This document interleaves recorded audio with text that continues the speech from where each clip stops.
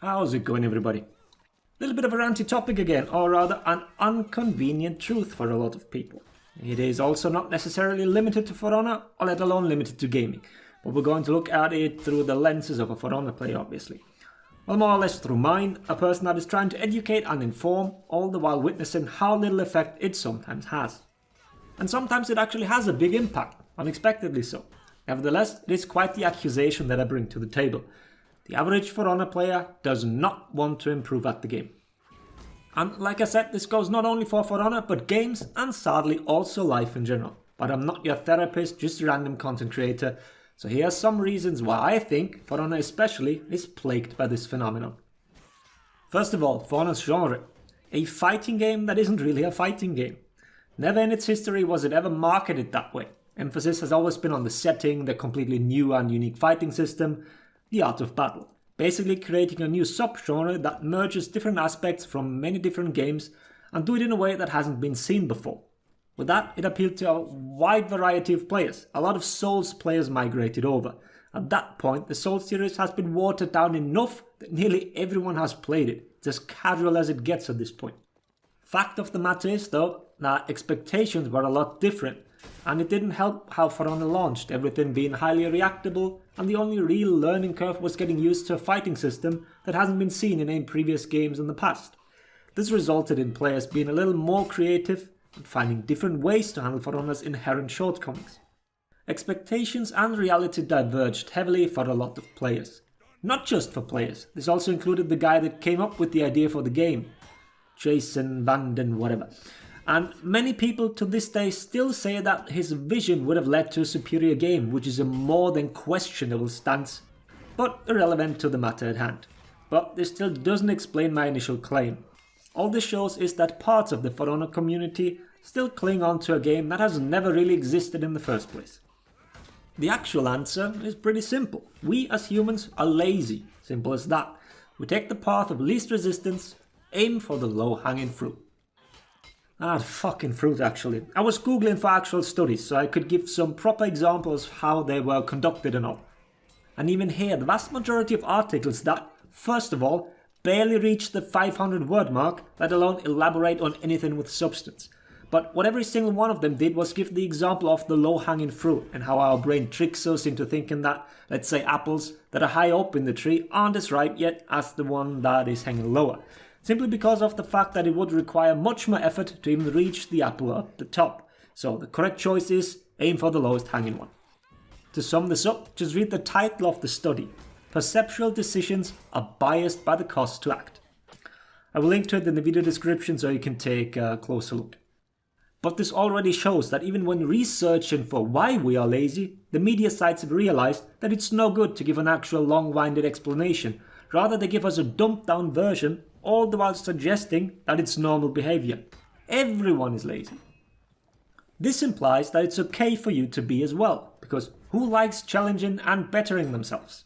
Instead, try finding things that reassure that what you're already doing is fine. Look for studies that prove that you don't need to work as hard as you thought for the results that you're okay with. Which we obviously just did. It took some serious scrolling down on Google to find the actual study. And this type of behavior translates into For Honor as well. I'm one of the very few people that actually makes guides. Educational content takes a ton of time to make when you compare it to the run-of-the-mill duel video. But there are different types of educational content. Let me clarify. When people look for information, what they're actually looking for are quick tips. The one little thing that they can do and instantly improve. Flip that little switch, change that setting to another number, and wham bam, all lights will be instantly parried. That's what people hope for. That's what clickbait titles make you believe. That's what shitty titles tell you. Here they are. They click it. What they don't want is someone telling them that they need to put effort into it, that it takes practice and dedication to improve at specific aspects.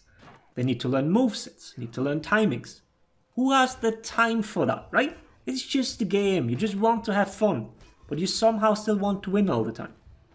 Let me give you another real-life example before we dive into what this does to a multiplayer community. Take weight loss for example, it's that simple how to achieve it. You need a caloric deficit that you can maintain over a longer period of time. That's what it boils down to. But that's kinda hard when you need to give up on sugar and sweets and some of the foods that you love. So articles and videos that give you actual tips and help you to achieve a better body are nearly clicked as often as the random ass video that promises you lose like 10 kilograms in 2 weeks with this one simple trick. Just take this little pill, drink this magic potion, most likely sewage water with some peppermint. That'll do the trick. Well, the sewage water probably does the trick. Point is, path of least resistance. So what is it then that I'm suggesting? Actually putting effort and time and work into a game that's simply supposed to be fun? Well, that is up to you now, isn't it? The problem we're facing is that fun, for a lot of players, hinges on the concept of winning. As long as they're winning, they're having fun.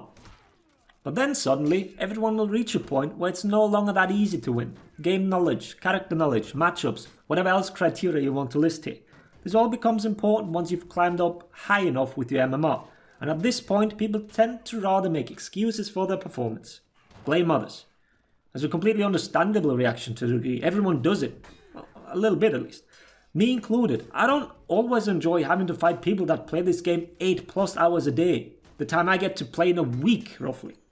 But at this point, you can't forget that some of them do put in the work.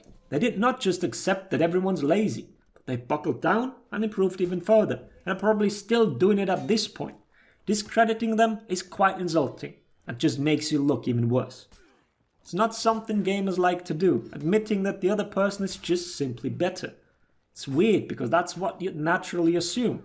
If someone puts in a considerable amount of time into practicing something, trying to actively improve, it's only obvious that they hold an edge.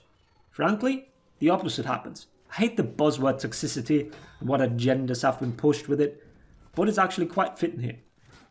People make excuses while they lose. People insult others. A similar behavior can be seen when people deliberately pick weak heroes. They win, they feel like it's a major accomplishment, because it means they're clearly better.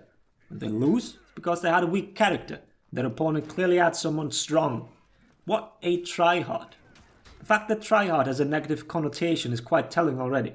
Yet it perfectly sums up this whole topic.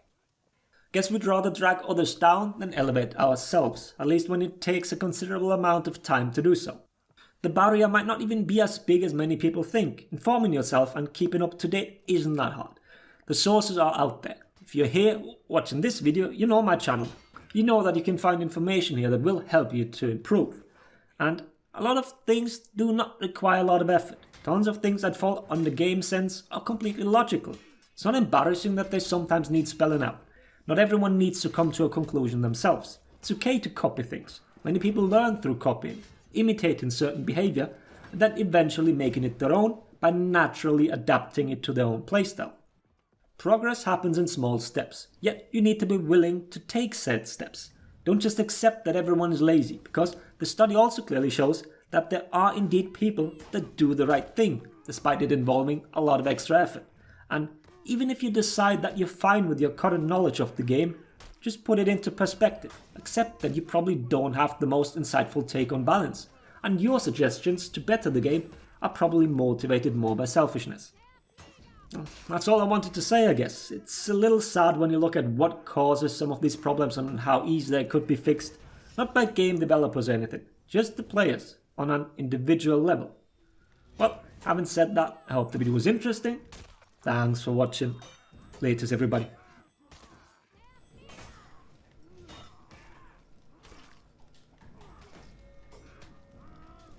Oh, look at you.